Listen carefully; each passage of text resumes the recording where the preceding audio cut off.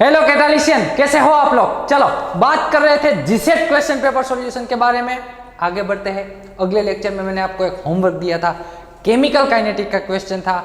आपको 75% reaction complete होने के लिए कितना टाइम चाहिए वो बता दिया था, और हाफ लाइफ टाइम उन्होंने पूछ लिया था कि 75% रिएक्शन कंप्लीट होने के लिए आई थिंक 64 मिनट दिए थे, और हाफ लाइफ टाइम कितनी है वो क्वेश्चन पूछ लिया था। तो मैंने आपको दोनों का फॉर्मूला लिखवा दिया था। क्या था, फिर से रिवाइज करवा दूं कि पहले आपको उसमें पूरा क्वेश्चन अभी नहीं करवाऊंगा, बहुत सारे बच्चों ने सोल्व कर लिया है। तो उसमें क्या था कि हाफ लाइफ टाइम यदि आपको पता है, हाफ लाइफ टाइम को फाइंड करना है, तो उसके लिए आपको पहले के की आवश्यकता पड़ेगी। रेट कांस्टेंट के की वैल्यू यदि आपको मिल जाए कहीं से तो आराम से पता लगा सकते हैं। यहाँ पे 2.303 रेट कांस्टेंट के फाइंड करने का formula 2.303 upon T log of R0 upon RT ले लेना था। R0 upon RT, R0 initially concentration 100% लेना है, और RT at that time T समय पे आपका कॉन्सेंट्रेशन जो भी है वो ले लेना है। यानी कि 400 डिवाइडेड बाई 75 आएगा, 4 डिवाइडेड बाई 3 आप इसका आंसर ले लोगे तो लॉग की कीमत मिल जाएगी। उसको यहाँ पे यानी कि यहाँ पे रख के टी की वैल्यू दे दी गई थी 64 मिनट। तो आपको यहाँ पे के की कुछ वैल्यू मिल जाएगी, वो के की वैल्यू को आपको यहाँ पे रख देना था। हाफ लाइफ टाइम फाइंड कर लेनी थी 0.693 अपॉन के, यानी कि यहाँ पे आपको half life time nearly equal to 32 minute, 32 answer आएगा इसका, बराबर है। चलो ठीक है, चलो बढ़ते हैं हम आगे अगले क्वेश्चंस की ओर। ये रहा आपका अगला क्वेश्चन, स्पेक्ट्रोस्कोपी। क्या कहता है, which of the following compound will show 6 CMR signal. पहले इन्होंने क्या दिया है ना वो लिख लेते हैं। CMR सिग्नल 30 CNMR, या तो CMR बोलो। CMR सिग्नल दे दिया है। CMR कितने, 6 सिग्नल दिए हैं उन्होंने। टोटल कितने सिग्नल मिलने चाहिए, 6 सिग्नल। और NMR के टोटल 5 सिग्नल मिलने चाहिए। ये 4 कंपाउंड दिए हुए अलग अलग, उसमें से कौन सा एक ऐसा कंपाउंड आपको मिलेगा जो CMR के 6 सिग्नल देगा, NMR के 5 सिग्नल। आइए सिंपल सी बात है, पहले हम CMR पे फोकस करेंगे। पहला जो आपको ऑप्शन नंबर ए दिया हुआ है, पेंटेन 2,3,4 ट्राईमिथाइल पेंटेन। बनाते हैं 2,3,4 ट्राईमिथाइल पेंटेन। चलो 2,3,4 ट्राईमिथाइल पेंटेन कैसे बनाएंगे। पहले तो पेंटेन कार्बन की चेन, पेंटेन यानी 5 कार्बन, तो 5 कार्बन की चेन रख दो मेरे दोस्त। फिर 2,3,4 यानी कि सेकंड नंबर पे कहीं से भी नंबरिंग दे दो, यहां से 1 नंबर, 2 नंबर, 3 नंबर, 4, 5। 2 मिथाइल यानी कि यहां पे मिथाइल रख दो, यहां पे भी मिथाइल, यहाँ पे भी मिथाइल। बाकी बचे वहाँ पे हाइड्रोजन, यहाँ पे हाइड्रोजन, हाइड्रोजन, हाइड्रोजन, हाइड्रोजन। यह आपको 2,3,4 ट्राईमिथाइल पेंटेन दे दिया है।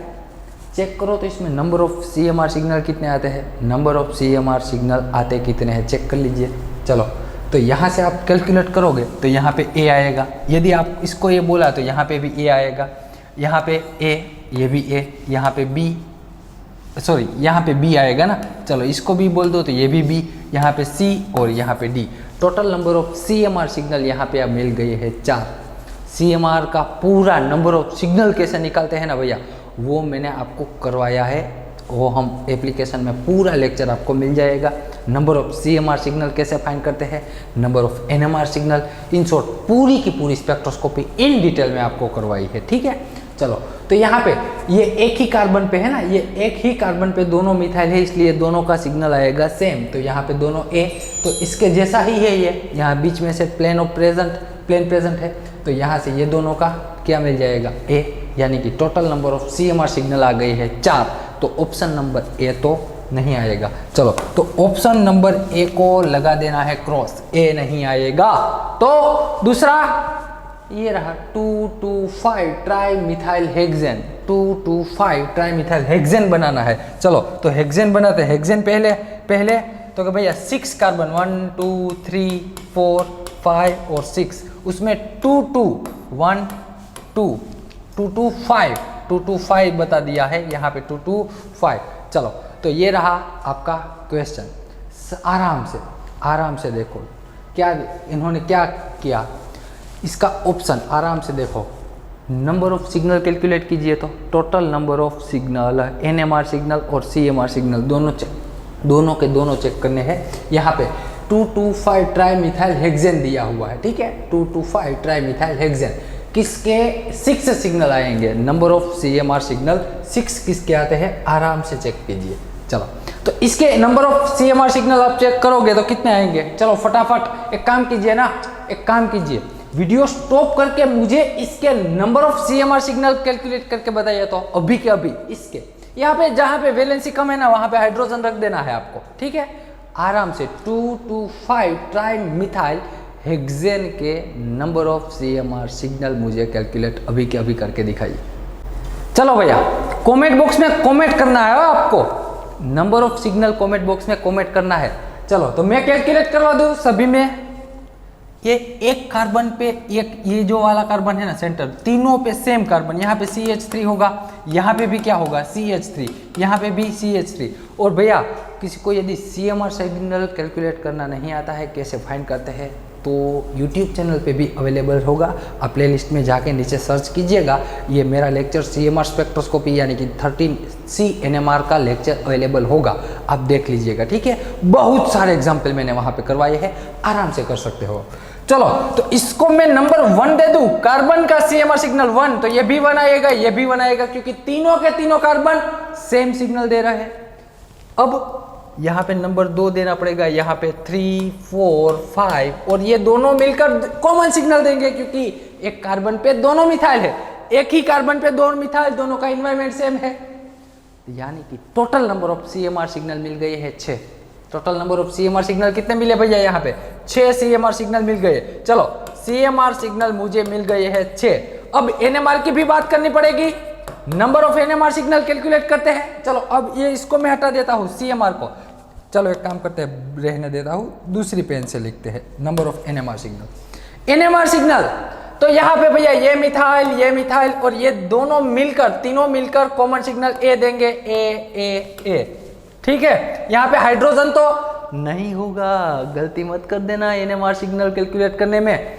यहाँ पे कार्बन की 4 वैलेंसी कंप्लीट हो गई है, यहाँ पे हाइड्रोजन नहीं आएगा, ठीक है। यहाँ पे तो भैया 2 हाइड्रोजन, यहाँ पे भी 2 हाइड्रोजन, यहाँ पे 1 हाइड्रोजन, यहाँ पे 3 हाइड्रोजन, तो ये तीनों मिथाइल ने मिलकर A सिग्नल दिया, यहाँ पे आएगा B, यहाँ पे C, 3 सिग्नल मिल गए, यहाँ पे D 4, ये दोनों मिथाइल फिर से कॉमन एनवायरनमेंट में है, दोनों का एनवायरनमेंट सेम है, यानी कि ये दोनों मिथाइल मिलकर कॉमन सिग्नल देंगे E, तो total number of NMR signal भी मिल गए 5, यानी कि आपका सही आंसर आ गया है, आपका सही आंसर आ गया है बी इज करेक्ट आंसर। बाकी के ऑप्शन देखने ही नहीं है, देखो ये दोनों ऑप्शन चेक कर लो, पेंटेन है 2,2 डाइमिथाइल पेंटेन, चलो 1 2 3 4 5, 2,2 डाइमिथाइल पेंटेन 1 2 3, इसमें तो वैसे भी पता चल जाएगा ये ए। मैं CMR सिग्नल की बात कर रहा हूँ भैया,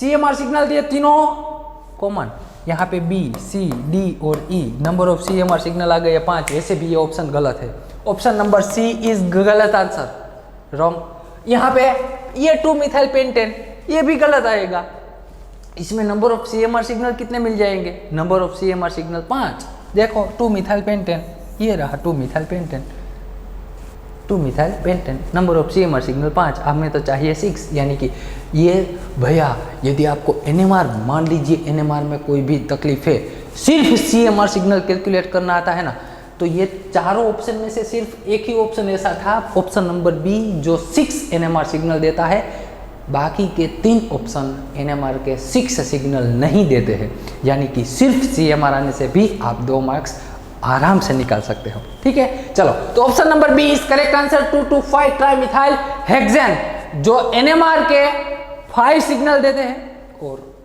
CMR का टोटल नंबर ऑफ सिग्नल 6 आएगा, करेक्ट। चलो नेक्स्ट क्वेश्चन की ओर बढ़ते हैं, ये रहा, यस इपॉक्सीडेशन करवाया है, बता दीजिए, और वो भी कहां पे करवाया है इपॉक्सीडेशन। इपॉक्सीडेशन वाला कॉन्सेप्ट भैया बहुत ही शानदार है, बेयर विलीजर कॉन्सेप्ट। बेयर विलीजर कॉन्सेप्ट में तो क्या होता है, पर एसिड होता है, पर एसिड वो कार्बोनाइल साइड यानी कि कार्बोनाइल कंपाउंड होता है, उसमें इपॉक्सीडेशन करता है यानी कि उसमें ऑक्सीजन इंसर्जन करता है, लेकिन यहाँ पे हुआ है इपॉक्सीडेशन। और इपॉक्सीडेशन कब करवाना है कब नहीं करवाना है वो सारी बात लेक्चर्स में, नेम रिएक्शन के लेक्चर में आपको मिल जाएगी। यहाँ पे सिंपल सी बात है, पहला ऑप्शन दे दिया है आपको पर एसिटिक एसिड, वो एसिड पर एसिड है तो पर एसिड का पहला काम होता है वो कार्बोनाइल के बगल में, कार्बोनाइल के पास वाले कार्बन के बीच में, यानी कि यहाँ पे आपको ऐसा दे दिया है ना।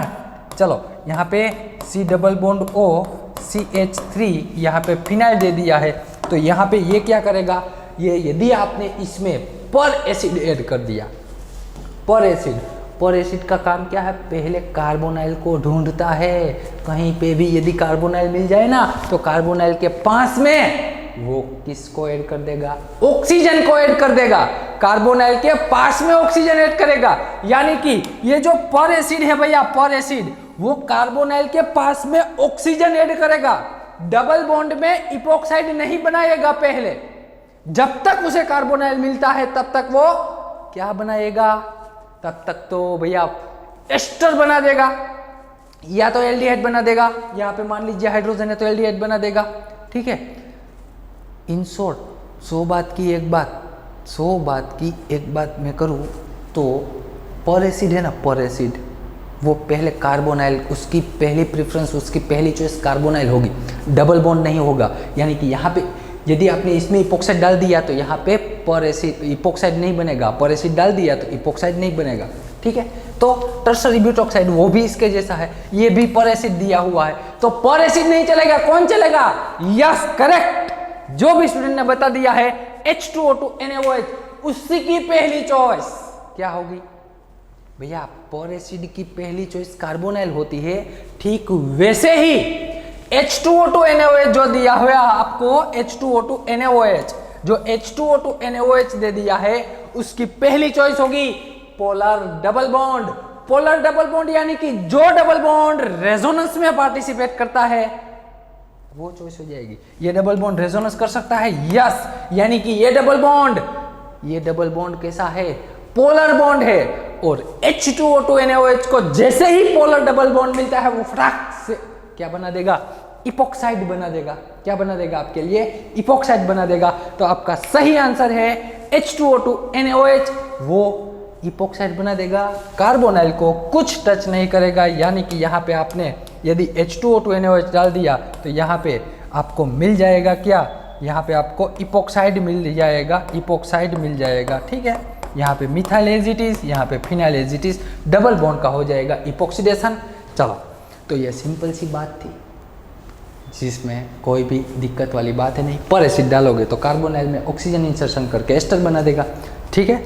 चलो, तो ये भैया सिंपल सा क्वेश्चन है, कोई डिफिकल्ट वाली बात है नहीं। सारे क्वेश्चन 2018 के हैं। नेक्स्ट लेक्चर में मिलते हैं बहुत सारे नए लेक्चर्स, नए क्वेश्चंस के साथ बहुत सारे लेक्चर्स हम अपलोड करेंगे। देखते रहिए, मिलते हैं नेक्स्ट लेक्चर में। Thank you.